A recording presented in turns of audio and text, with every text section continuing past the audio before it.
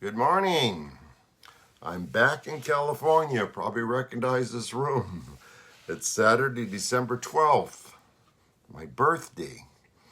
I got to tell you a little joke here.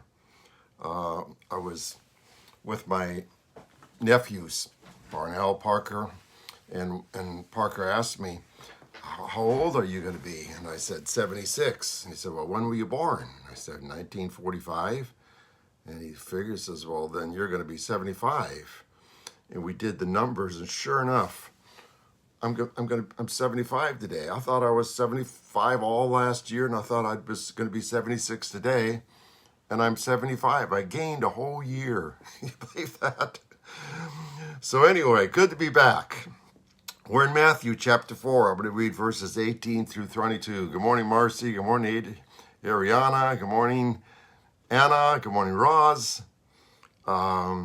Verses 18 through 22. As Jesus was walking beside the Sea of Galilee, he saw two brothers, Simon called Peter and his brother Andrew. They were casting a net into the lake, for they were fishermen. "Come follow me," Jesus said, "and I will make you fishers of men." At once they left their nets and followed him. Going on from there, they saw two other brothers, James, son of Zebedee, and his brother John. They were in a boat with their father, Zebedee, preparing their nets. Jesus called them, and immediately they left the boat and their father and followed him. Now, what do you find interesting when I read those verses? What in there do you find interesting? Morning, Veronica.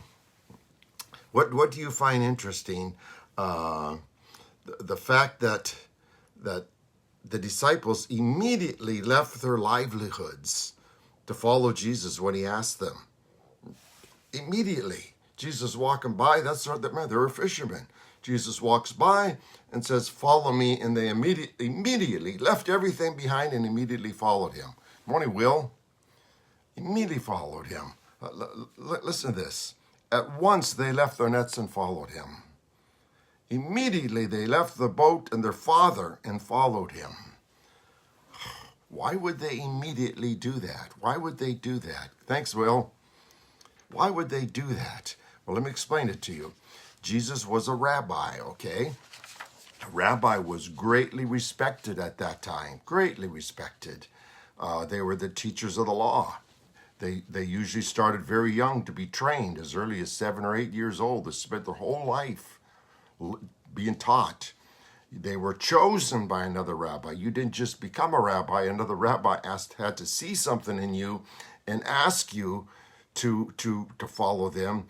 And it was an extreme honor, especially to the parents. It was an extreme honor. I can remember when I was I just graduated grade school, and a priest talked me into going to the seminary. And I asked my parents, and they said, yes, of course. It was an honor for them that I was going to go to the seminary. That's what it was for them back there, an extreme honor.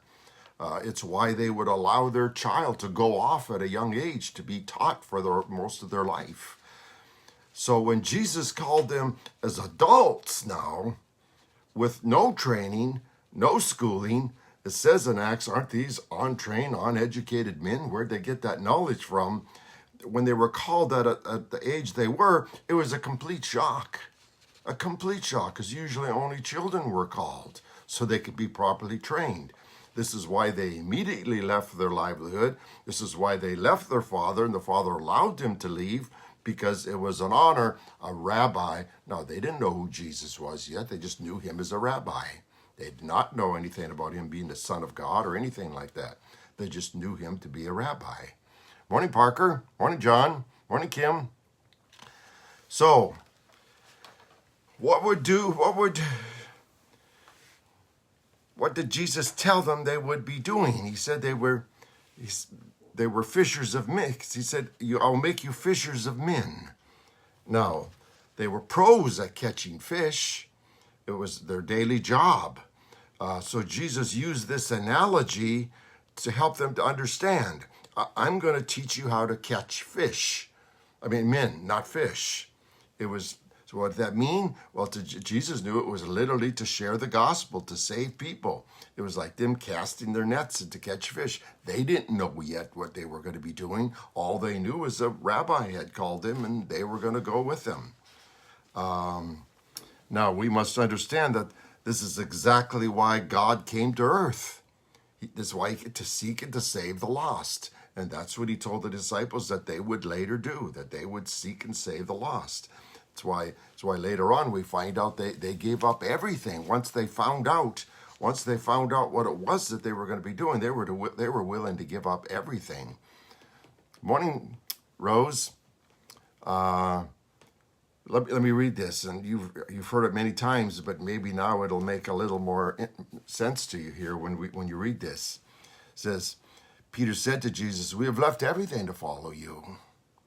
"I tell you the truth," Jesus replied, "no one who has left their home or their brothers or sisters or mother or father or children or fields," that was their jobs, "for my sake and the gospel will receive 100 times as much in this age and in the age to come." Jesus is telling them, you didn't leave anything. You didn't leave anything where you're not going to be repaid 100-fold. They gave up their livelihood. They gave up their leaving their parents. They gave up everything. Later on, they gave up families. Paul was married. He was a Pharisee. To be a Pharisee, you had to be married. Paul was a Pharisee. When he left to follow Jesus, they gave up literally everything. So I guess the question to us is, what would we be willing to give up? What would you be willing to give up if Jesus called you? Good morning, Mary. If Jesus called you, what would you be willing to give up? And I guess first the question is, would you even respond to Jesus when he called you, if he calls you? Would you even respond? I can remember when Dave Sloan and I were first called to start Collision. I remember being hesitant, and I did not immediately respond like the disciples did. It took me a couple weeks to finally say, yeah. I was thinking of all the reasons why we shouldn't. I'm thinking of, Dave had never gone through it before, but I had gone through it before, and I knew the work that was involved with starting a church. I knew the odds that were against us. I knew that when church planters, when they start a church, have less than a 5% chance of surviving. So I knew that because you're starting with nothing. I knew that. I knew the odds, and I was not a young man when we started this. So I did not immediately say yes. But God would not take no for an answer either. It's kind of like when I had my business, and God called me to give up my business years ago to go be a youth pastor at a church in Bellflower called Rosewood. I remember saying, meeting with the pastor, Dan Brink, and at Coco's, used to be right here on South Street, and saying no to him. And then God wouldn't let me say no. He kept me up for like 2 nights in a row as I'm wrestling with him, telling him why I shouldn't do it. But God would not allow me to not do it. So it isn't like I immediately responded when God called me, but I did say yes. What has God called you to do in your life? What is when you look back? What are some of the things that God called you to be? Is God still calling you? Because I know what a lot of you are going to say. Good morning, Courtney. Good morning, Kathy. I know what a lot of you are going to say. Well, I'm too old now for that. I'm retired now. Well, I'm 75 today. I was 64 when I started Collision. Older than most of you on watching this video, except for maybe you, Rose. If God called me today now, if God called me today to do something different, it's kind of like he called me to do these videos. When the pandemic hit, he called me to do these videos.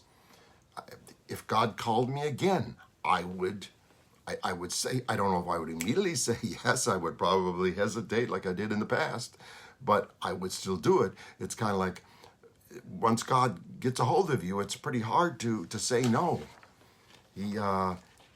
he's pretty insistent. And I can tell you this.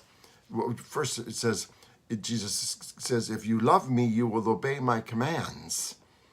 Now, we know his commands is to love God and to love one another, but a command is also when he calls us to do something. I was in the military. When you're in the military, the people above you, the sergeants or the officers above you, give you commands, expecting you to follow those commands. Well, God gave me a command, expecting me to follow that command. God, that's how you know whether you love God, when you do what he asks you to do. And I can tell you this, I can tell you this from the bottom of my heart, there is nothing greater. Just think of this now. I want you to just really think of this now before we close. The God of this universe, looking at you, Courtney, looking at you, Mary, looking at you, Melissa, and saying, I have something for you to do for me. I have something that I want you to do for me. How can you say no to the God of the universe? Okay, and when you say yes and you do it, your life has meaning. It has incredible meaning. There's nothing greater than to be used by God. Nothing greater. That's why when people say, how's it going with you, Jim? What do I always say? Those from Collision, life doesn't get any better. I just turned 75. Thanks, Melissa. I just turned 75. I'm not a young man anymore, okay? I just had a mom that died at honor to. I just had a brother that died. I got another brother that just found out he has lung cancer. I'm not getting any younger. But life is fantastic.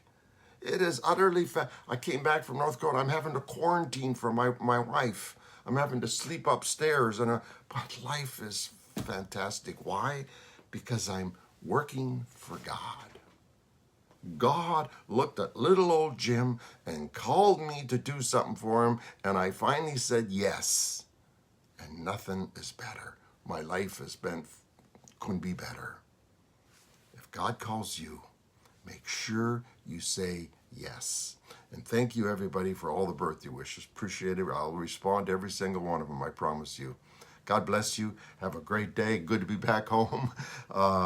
Tomorrow morning now at 10 o'clock will be our Sunday message. I hope you can join that. And then 11 o'clock will be a children ministry. And then I'll be back on schedule again, okay? Unless, God forbid, something else happens. Have a great day, everybody. Have a great Saturday. Have a great weekend. God bless you all.